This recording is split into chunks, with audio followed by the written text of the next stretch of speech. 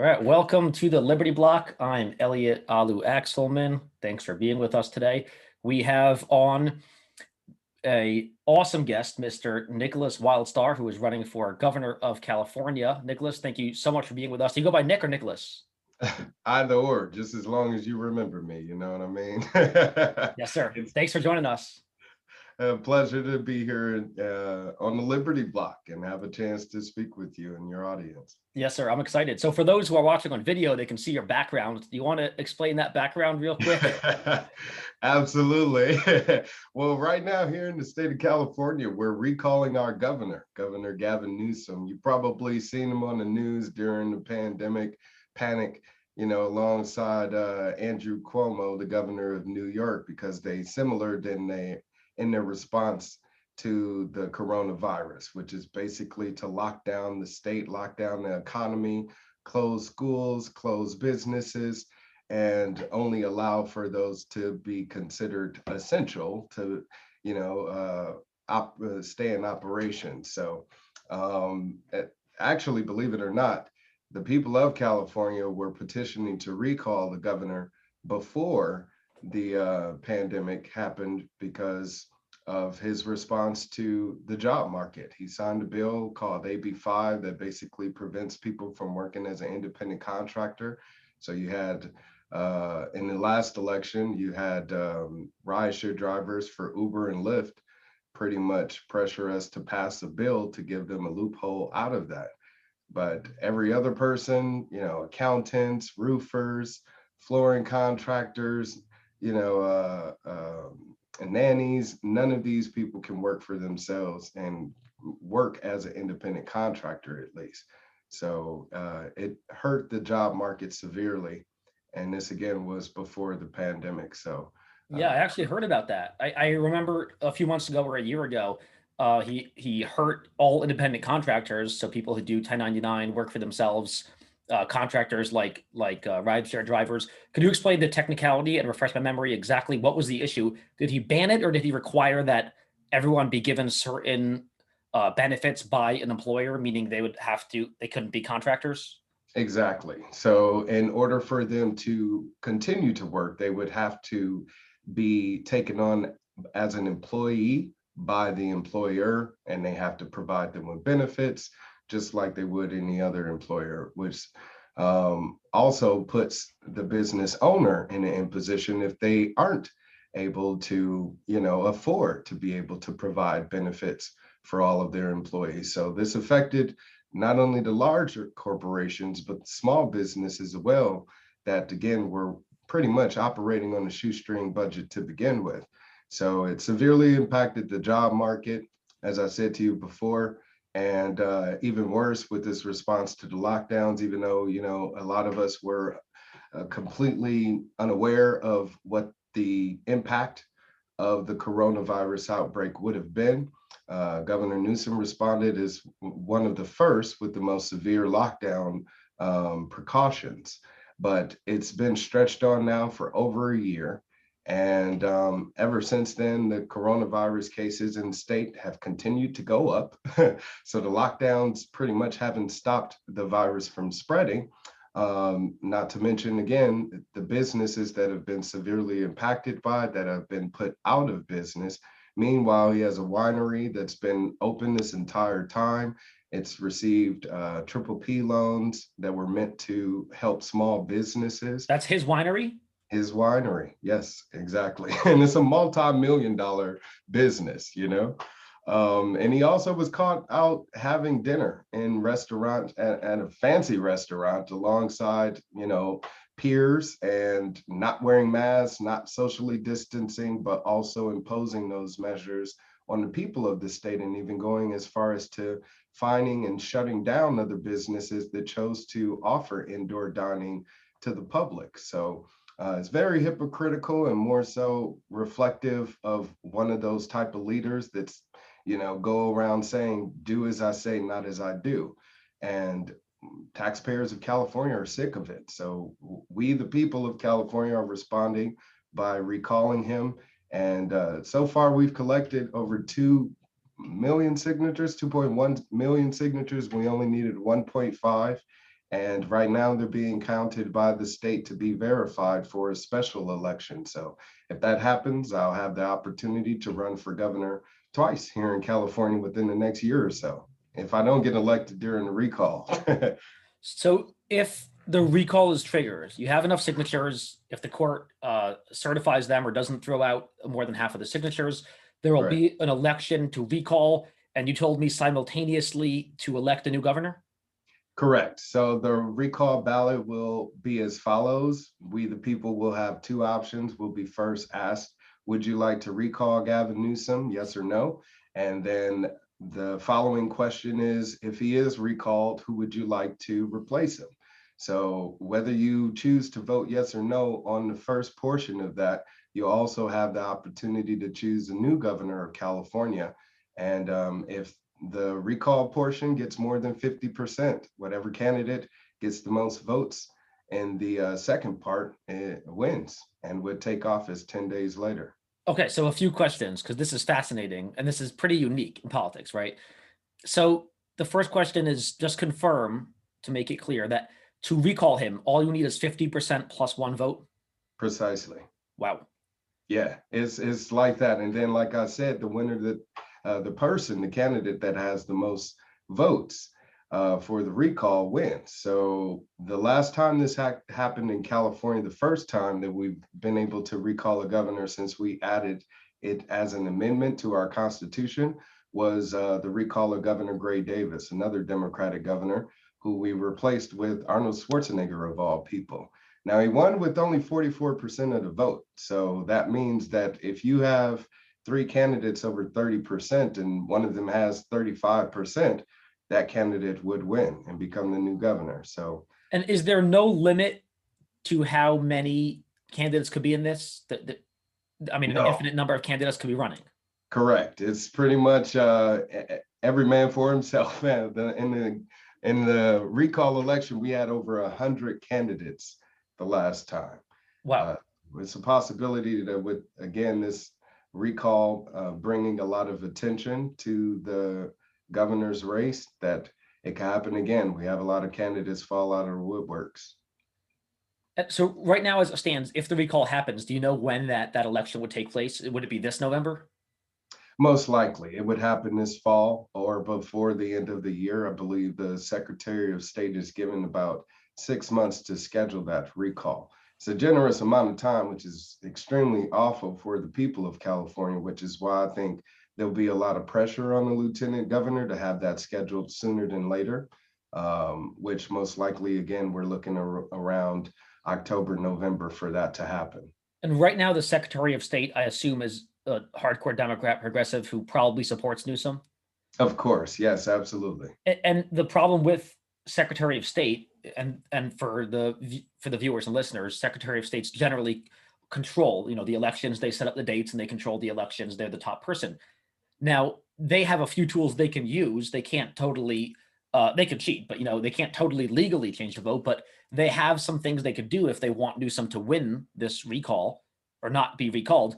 They can schedule it on, let's say, November 5th, if that's election day, because election day, even though it's 2021, there might be other elections, or they could schedule it on a big presidential or congressional election where it'll have higher turnout and probably more Democrats. So they can, they can make it on a day where there's nothing else and make it just that election, meaning only few people will show up and only those who really care, who are really well informed on this issue.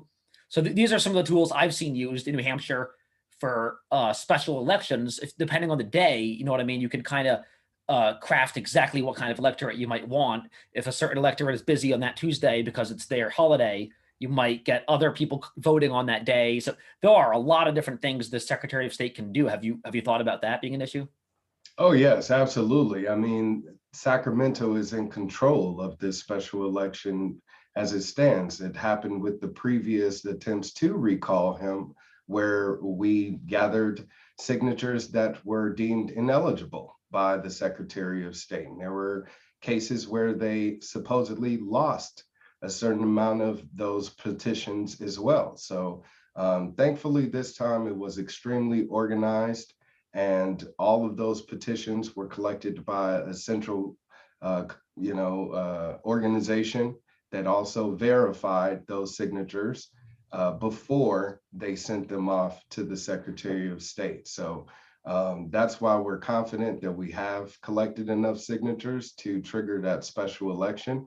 But you're also right with regards to them pushing out the date as far as possible. Like I said, the people of California are suffering. You have parents that want to send their kids to school, and you have people that want to get back to work and continue their day-to-day lives.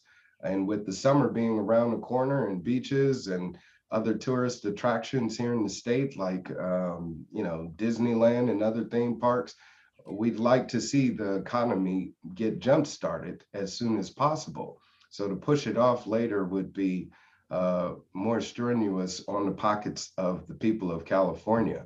But it would also play in favor for the Democratic Party if they want to disenfranchise those people that are upset about what's going on in the state. Because you have in June, the governor said that he's pretty much going to reopen the economy and reopen the state completely. So that'll deter people. They're now becoming more comfortable on receiving monthly payments and government aid thanks to the stimulus package that's been passed here in the state as well. So all of this is to satisfy the people of California to, again, prevent them from wanting to get involved in that recall. But those of us that are upset with how he's governing the state, we are dedicated to that cause and will continue to promote it. Yeah, that's a good point. Just the time alone, if they push it off 6 months, a lot can change in 6 months. If he starts reopening, Right. a lot of people will forget a lot about corona fascism. In 6 months, we're going to have entirely new issues. Who knows what will be the issue du jour in 6 months? So you're right, just the time. If they push it off 6 months, that'll make a huge difference, regardless Right. of the dates exactly. But so have you thought about, theoretically, the Secretary of State or judges? I know sometimes the judges throw out these petitions. What if they invalidate 99% of signatures? They say that they don't trust the people who got the signatures, or they don't like the way the signature looks, or any other reason, and they throw out 99%, and then there's no recall. They could do that, and you have no recourse, right? You can send an email, you can beat up the Secretary of State, but what are you going to do about it? Have you thought about Exactly. that being a possibility? Because it is theoretically possible, right? It is theoretically. And you're a libertarian, so you don't trust the government much, right? Not at all. I do not trust about as far as I can throw them, and that is really far when they're right around the corner and breathing down your neck.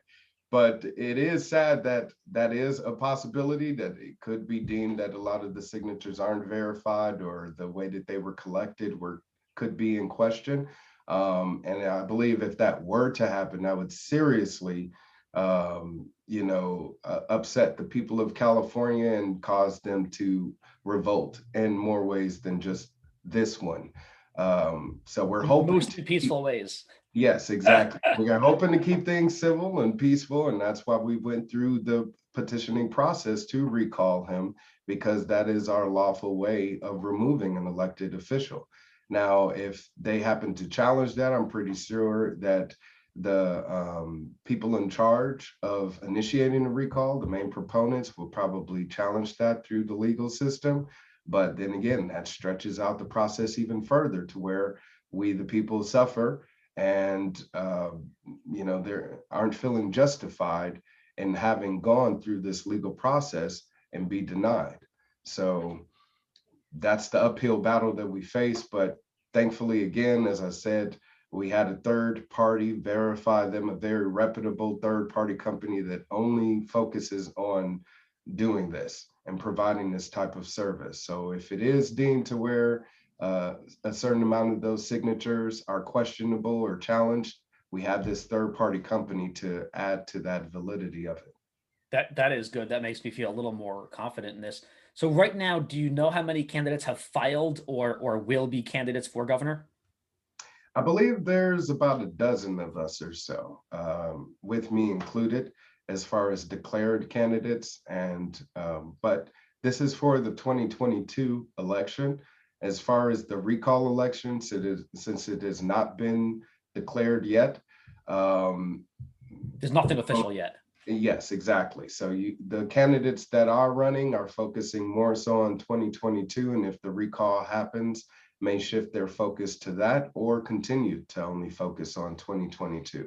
But the majority of the candidates most likely will be under the Republican banner, probably Libertarian, Green, etc., independents, but because the Democrats are pretty much putting all of their money behind Gruesome Newsom, it's most likely that another Democratic contender won't step up to the plate. Nancy Pelosi has already pressured people like Antonio Villaraigosa, who publicly expressed interest at some point, to retract that.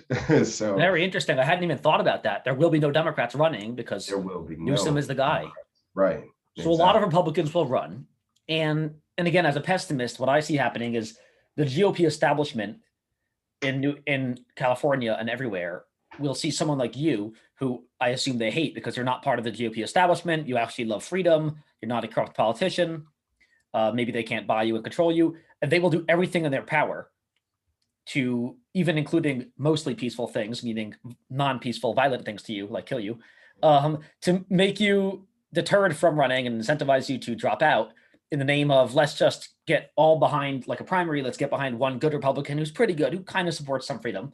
Right. So I don't know if you felt the pressure yet, but if the recall is actually made official and certified, and they schedule a date for the election, and it's all like really happening, I assume there's going to be tremendous pressure. Like I told you before the show, tremendous pressure on you to drop out and endorse one of the other Republicans. Have you thought about that? And do you have a plan, I guess, to combat the pressure? Because you've probably felt some political pressure. I've felt some. We've both run in elections before. There's going to be tremendous pressure, as big as the California GOP, as big as maybe Trump and other big Republican national figures. Because you're running as a Republican, right? So there will be tremendous pressure for you to, support the party.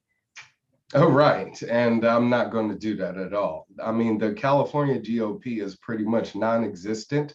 They're doing their best to kind of wrap up now because of the recall effort, and because the people that spearheaded that lean more to the right and consider themselves to be conservative. So they're jumping on the bandwagon opposed to have led it the entire time. So people such as myself, a libertarian, principled candidate, is not going to be easily swayed by what they have to offer. I know what it takes to win California. They are still suspect of that. I know that it's going to take a matter of meeting the people on that consider themselves to be on the left, or Democrats or liberals. You have to meet them somewhere in the middle in order to unseat Gavin Newsom, and if they stay hardcore right and continue to promote issues that are divisive and are against the values of California voters, then they're not going to win over the majority needed. And because I'm going to stay true to those principles, I'm anti-establishment, I'm anti-union, and or not anti-union, but the control that they have over the Which union? The United States Union of the States, or unions as far as labor unions? A little bit of both, actually. Since I am also part of the Yes California Congress, which promotes the Cal Exit Initiative. I just missed a call from Marcus. Oh, wow. All right. Yeah, that's my man there. President of Yes California. I'm glad you're working with him. I was going to ask you if you're in touch, but good. Indeed, yes. But California independence also needs to be discussed and considered as well. So that's what I'm saying. In order for the Republicans to be able to attract the majority of voters to win that special election, they're going to have to, meet the voters of California halfway.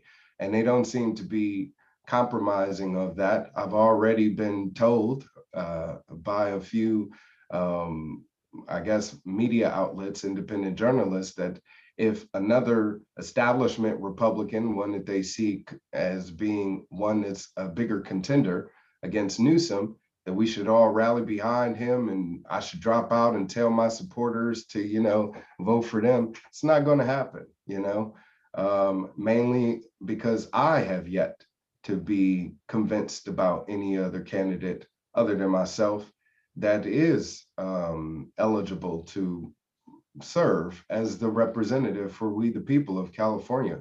And until that person comes along, I'll continue to offer myself as that possibility. Okay, so if the recall election and the new governor election is triggered and set for October of this year, why should voters in California support you? I actually don't even know much about your history. What is your history like? Well, I guess what's your resume? What have you done? What makes you fit to lead a place like California better than Gruesome Newsom?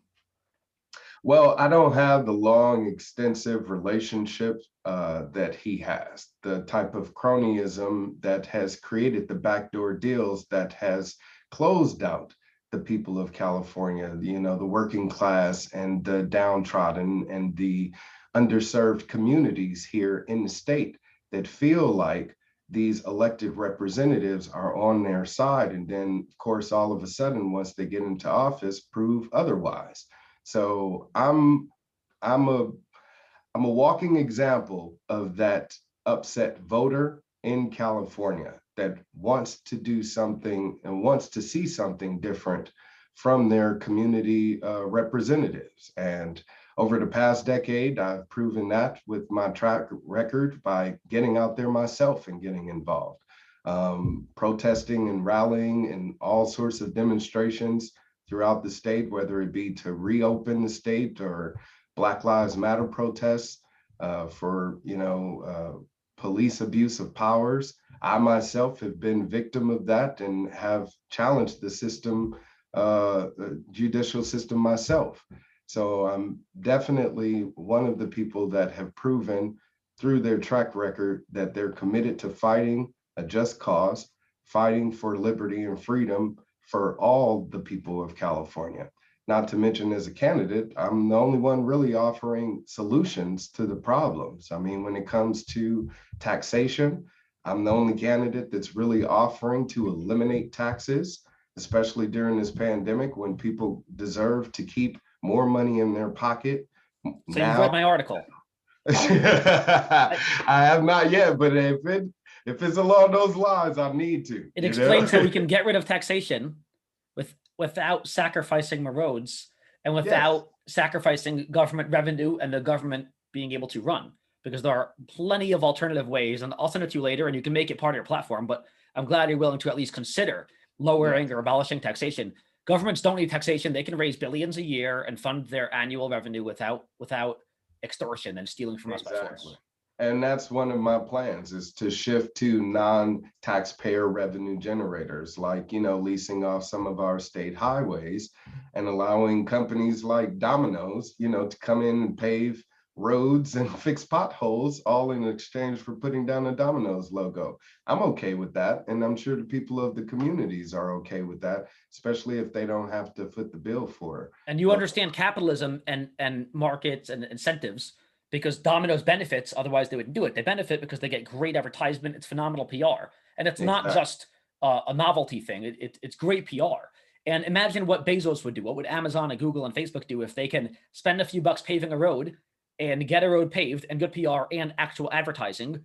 And if the advertising made sense, if it were cheaper than advertising on billboards, they would advertise on roads that they paved. And it's very simple. This is all simple economics, but you and I need to do better at explaining this to people who are not economists, who are not politically astute, who just don't think about these things. They think the only way for a government to get money and do services and do things is via taxation. Exactly. And that's what I do my best to explain to people, to say, hey, instead of spending $100 million a year on repairing a highway, how about making $100 million a year off of leasing that highway? And we won't have to pay for repairs because they take care of that. So we're making money, and the state is able to benefit from that in multiple ways. And what I was saying about being a candidate that's the only one offering solutions when it comes to homelessness, we have one of the highest populations in the entire nation. And I'm actually offering to build homes for the unhoused community. By building 3D printed homes. These are homes that can be built in less than 24 hours. They cost less than $5,000 each, and they're self-sustainable. So instead of spending hundreds of millions of dollars each year on temporary housing, like our governor did, he spent $100 million last year putting homeless people in hotels, rundown hotels, overspending on these rooms instead of, again, building homes for them. So that's exactly what I would do and what I'm planning on doing once I'm governor. You'd build these homes, but you'd make sure you follow all the billion zoning laws, right? Because I don't want to talk to a criminal who's Yeah, see, the zoning laws go out the window too. Yeah, you know what's happening with the tiny homes, the tiny houses, right? Yes, and that's actually another problem is, those restrictive laws that prevent people of the community from being able to respond to these societal problems. So instead of having laws that prevent people from feeding the homeless or building tiny homes themselves because they're not up to code, just get rid of them completely. And that's one of the things that I'll be doing to make California a more free state. It's just nullifying, repealing the laws on the books. I don't have to make new laws. It's the laws that exist that are a problem, and I'm also planning to make California a constitutional carry state by doing just that, nullifying the Mulford Act, laws that prevent people from maiming and buying rubber bullets to protect their homes, and not forcing them to have to fatally kill someone, simply just to protect themselves. It's ridiculous. Excellent. So we have gun rights, which is good because I'm the biggest gun rights advocate in the world. We All have right. economic freedom, helping the homeless by allowing them to have property rights and build homes that are cheaper and don't have to worry about regulations. What else do you have in your major platforms if you've thought about all your major platform issues? State independence, as we spoke about before. One of the biggest things that I'm going to be introducing, I'm calling the Gold New Deal, and is basically a way of responding to our crisis, our global crisis that we're having with the environment.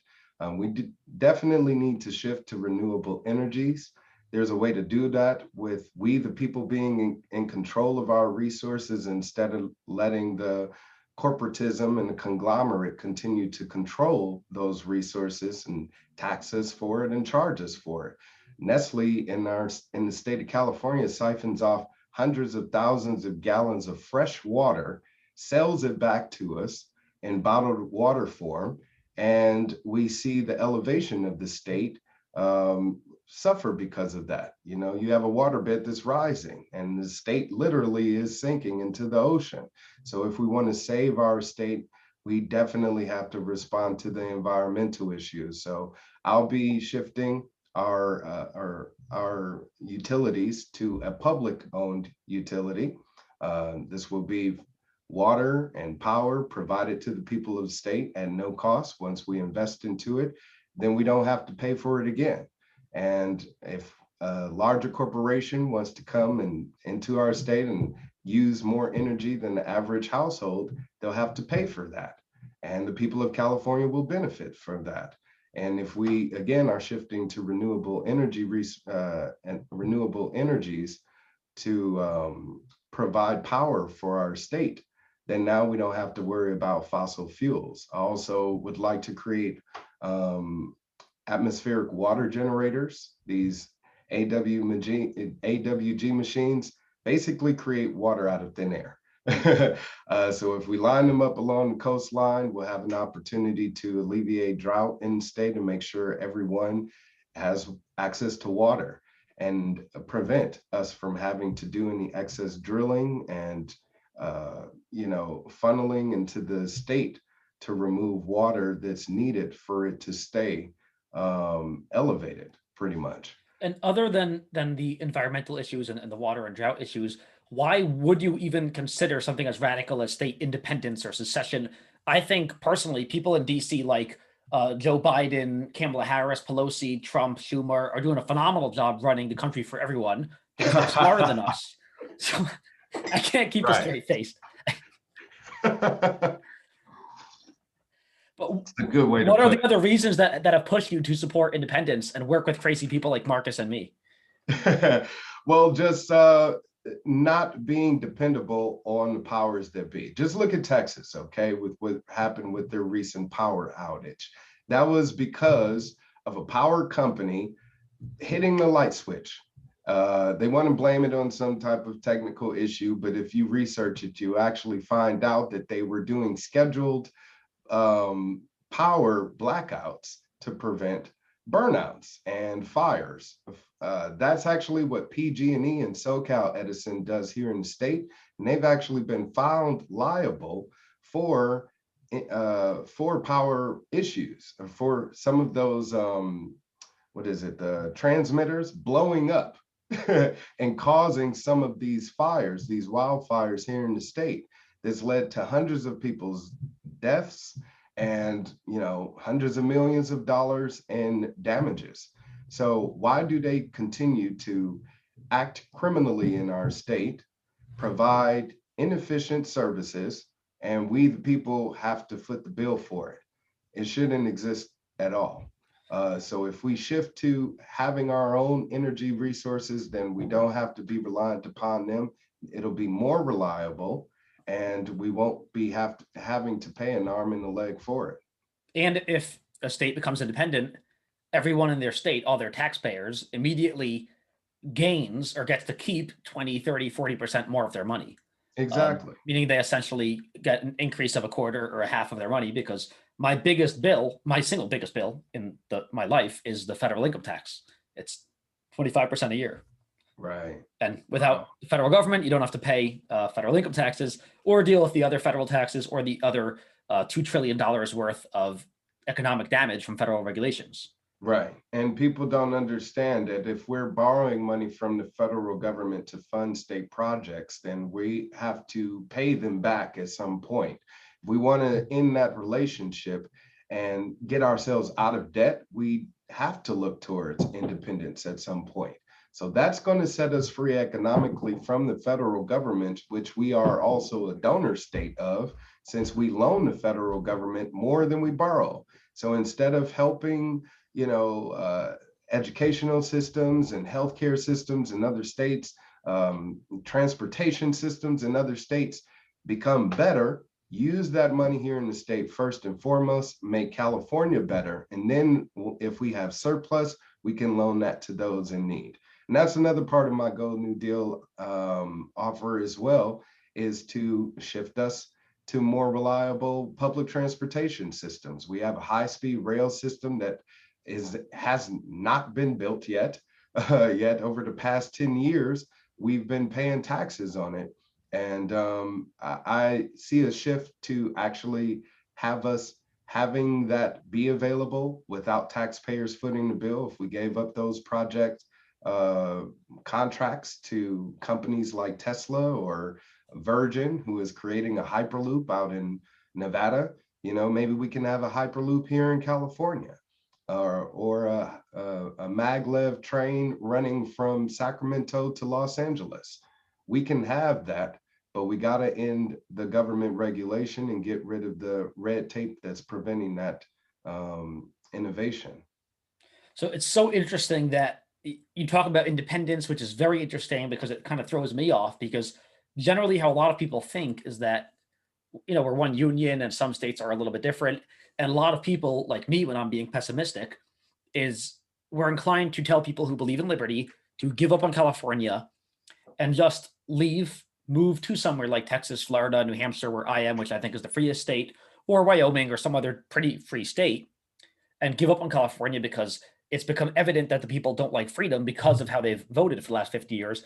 In general, I know politicians don't totally represent the will of the voters, but what they have voted for is increasing taxes, increasing gun control, increasing regulations. So how do you reconcile that with staying and running for office, but also independence, which makes it all very interesting? Well, a lot of people are misled to believe that that's what the California voter thinks. But in the past election, our voting record has proven that to be not true at all. We actually voted more libertarian in the last election than anything before, because we voted against a lot of tax increases, whether they use the guise of making public schools better or our roads better. The people of California said, no, we're not going to give you more money. We also voted to not expand affirmative action. of all Wow. things. In what sense did you guys vote for this? Were these ballot questions or just Yes, with these were really? ballot initiatives in the last election. Really? And like I said, we also voted for Prop 22, which the left and the Democrat went hard at to say that it's going to be a job killer and prevent people from being able to have access to benefits. But the people of California rallied behind the independent contractors, the rideshare drivers in particular, to give them that opportunity. And now they're being attacked. Uber and Lyft are still being attacked by the legal system here, to where now they have a shortage of drivers. So it's caused this type of rift between those people that want to just work for themselves and people that want to lean on the system and powers that be to prop them up and give them that crutch. So I think, again, if more people of California were given the opportunity to know that they have a candidate that supports more of their ideals and support more of their freedoms and liberties and expanding of that versus a restriction of it, then they'd be more inclined to vote for that candidate. It's just that the mainstream media system that exists here does not like to take on promoting those candidates, and that's where I have my work cut out for me, since I am a grassroots candidate and aren't backed by them or the special interests. So you won't be convinced to move to New Hampshire if you like freedom?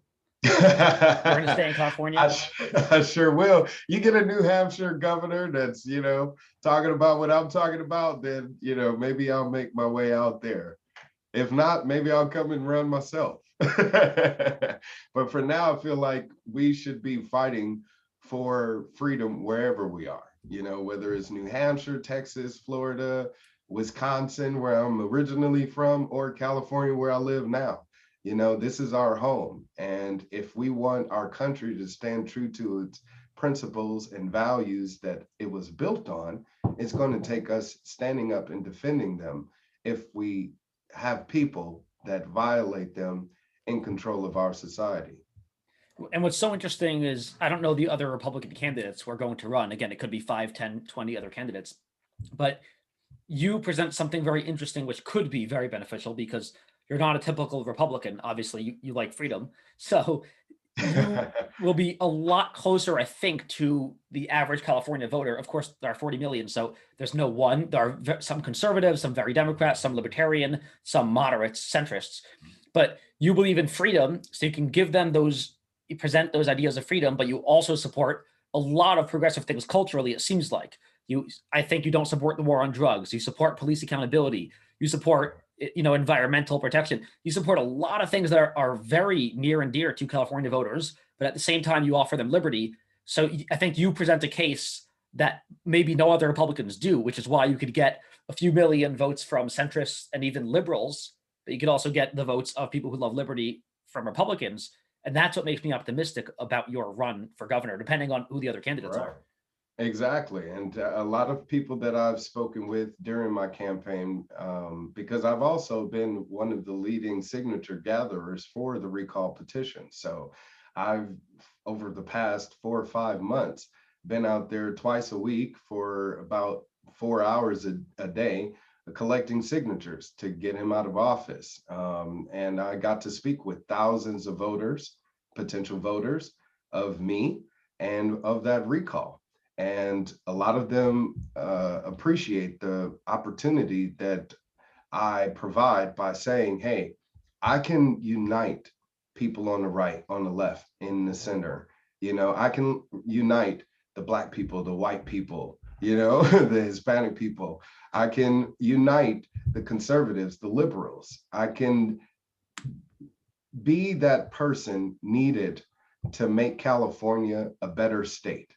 And that's what they're looking for right now, because they feel like the leaders that we have, it only benefits a certain few versus the many of us. And a lot of people are neglected. I mean, even though we have one of the highest populations in the country, like you said, over 40 million people, we have a small electorate group. Why is only 10% of that people of that population actually showing up at the voter booths. Oh, That's wow. because you're not inspired to, so if I have the opportunity to uh, become more known by those people that are feeling disenfranchised by the political system, that aren't feeling motivated to go out there and get involved in the voting process to make that change, then I believe that I will be the next governor of California. And to get out there and get in front of 40 million people, because some people in California, probably only a few, but not some people might not know who you are yet.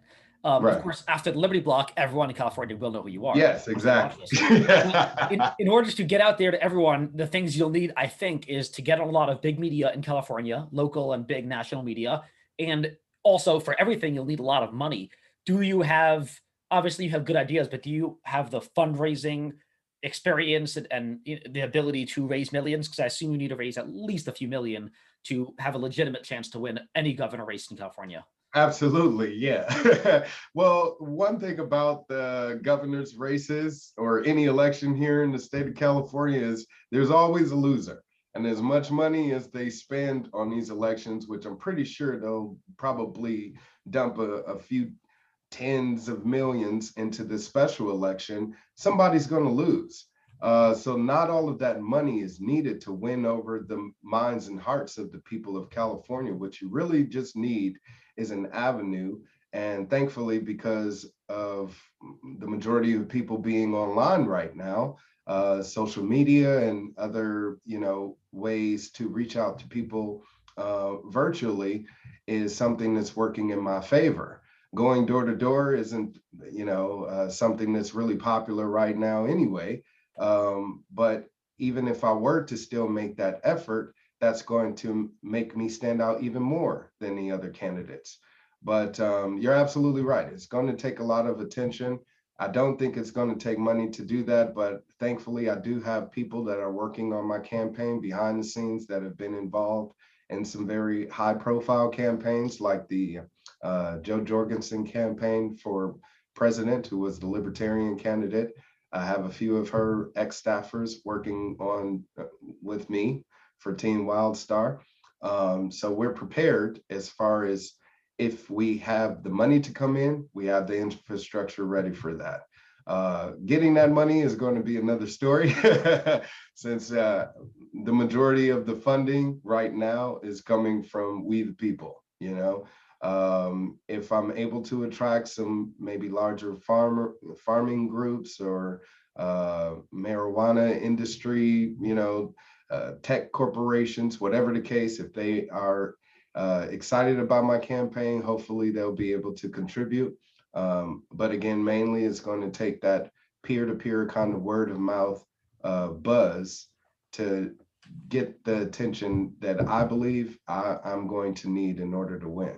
Well, the pessimist in me thinks that if you ever start getting some momentum, getting closer to the election, if you are having good poll results and good momentum and you become popular, the big media will shut you down. You won't get any TV or radio interviews, except for, decent podcasts like me who like freedom, who are independent.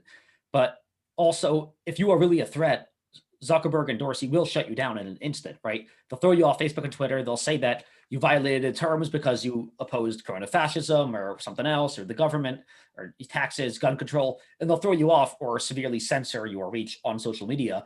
So have you already started looking into all the alternative social medias, like alternative conservative stuff, but also totally decentralized social media on a blockchain, maybe like something like Mastodon or other LBRY type of social media platforms?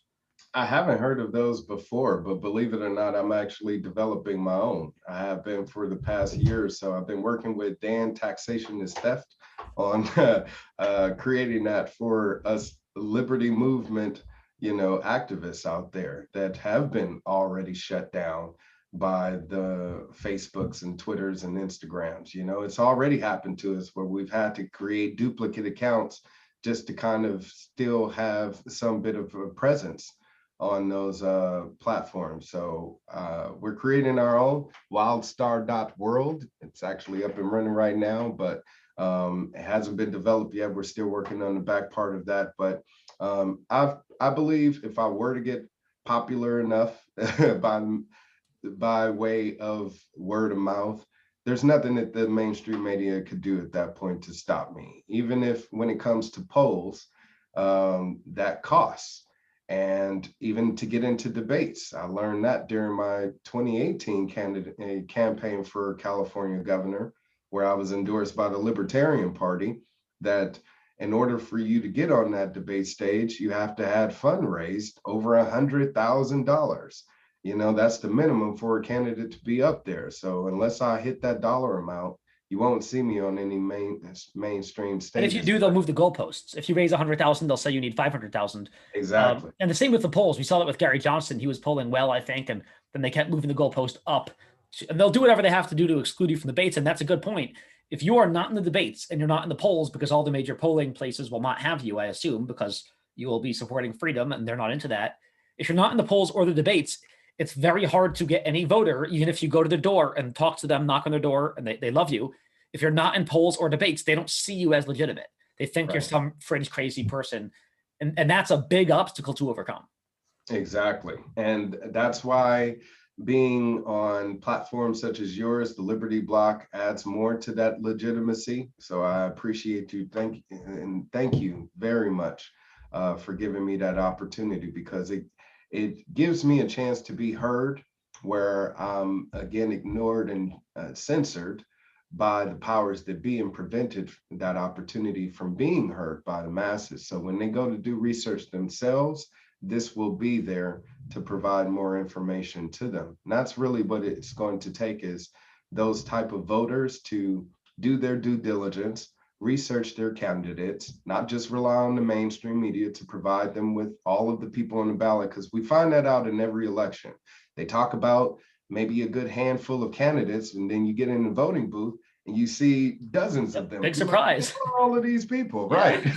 And a lot of people of California are sick of that happening. So they're not. And the one thing that the mainstream media has done is they've kind of degraded their own integrity by not making themselves reliable. So a lot of people aren't turning to the media for. They are losing faith. Exactly. They're losing faith in them completely. So if they're turning to independent journalists and, resources such as yours, that's again going to give them an opportunity to learn more about their candidate before they hit the voting booth. And to me, I learned all I got to do is get my name on that ballot. That's all the credibility I need, to where I can let people know when you get in that voting booth, I'll be there. Ignore everybody else that you see. Just look for my name, check that box, and that's all you got to do. And ultimately, once the campaign does officially start, you're going to accept donations, I assume, online. You'll set up a thing online to accept donations from credit cards and all that stuff, and donation PayPal. Will you also accept crypto? Because a lot of people might love you and want to donate in crypto. Indeed, yes. Actually, on my website, wildstar2022.com, I have an opportunity for people to make a contribution to my campaign right there. So if you want to make a donation, definitely visit my website and please do so. But I accept crypto donations directly. So if you want to make a crypto donation to me and my activism, then visit my website, governorwildstar.com, and click on donate, and you'll be able to make a crypto contribution there. Excellent. Anything else you want to tell the listeners about you, your history, or your platforms, or how to get in touch with you and follow you? I know you just mentioned the websites. Yes, on my website, wildstar2022.com, as well as governorwildstar.com. You're able to connect with me on social media. So visit both websites, one or the other or whatever. And also be sure to connect with me on Facebook, Twitter, Instagram, or subscribe to my YouTube channel. And please just join the Liberty Movement, because as I said before, I'm a grassroots activist. And what's going to help me gain more momentum in what I'm doing and what I'm attempting to achieve for the people of California is going to take a significant amount of people talking about me and what's going on. So please spread the word, tell others about my campaign, Watch any of my other videos, share. I'm also a musician, a rap artist. So a lot of people ask me, how can they support? You can listen to my music too, and just say, hey, have you heard of this artist, who's running for California governor? So all of that helps. It just brings more attention, and it's going to take notoriety and name recognition in order for me to win this election. So please help in that effort and do all of you can to help the people of California bring back liberty. Excellent. Thank you so much. We're going to put the link to your websites down below in the description and everything. Thank you so much, Mr. Wildstar. You've won me over. If I lived in California, you'd have my vote for sure. All right, so check out libertyblock.com. Check out his websites. We'll link them in the description. Thank you so much and have a great day.